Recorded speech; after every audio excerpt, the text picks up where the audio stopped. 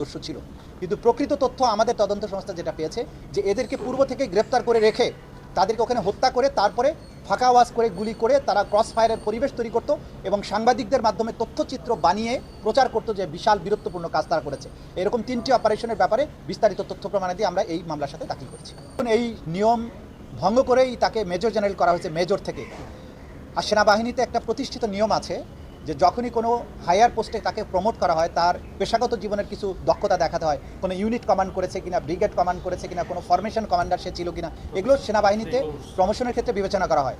জিয়াউল হাসান একজন অসাধারণ এক্সেপশন যে তিনি মেজর থেকে মেজর জেনারেল হয়েছেন, এর মাঝখানে কোথাও কোনো কমান্ডিং পোস্টে তিনি ছিলেন না, কোনো ফরমেশন কমান্ডার ছিলেন না, ইউনিট কমান্ডার, ব্রিগেড কমান্ডার, এগুলো কমান্ডার তিনি ছিলেন না, অথচ তাকে প্রমোশন দেওয়া হয়েছে সেনাবাহিনীর বাইরে রেখেই। অর্থাৎ তিনি র্যাবে ছিলেন, কখনো এনটিএমসিতে ছিলেন, কখনো এনএসআইতে ছিলেন, এই সমস্ত জায়গায় থেকে তার প্রমোশন হয়েছে। স্বাভাবিকভাবে সেনাবাহিনীতে প্রমোশনগুলো হয়, সেনাবাহিনীর মাতৃ ইউনিটে তাদেরকে ফেরত পাঠানো হয়, বাহিনীতে গিয়ে তারা প্রমোশন প্রাপ্ত হন।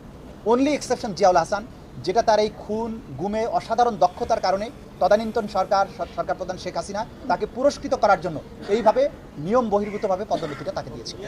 অকাট্য প্রমাণ আছে, সেগুলো আমাদের ট্রায়ালের এই সমস্ত বিষয় আপনাদেরকে এই মুহূর্তে বলার পরিবেশ আসেনি, সময় আসেনি।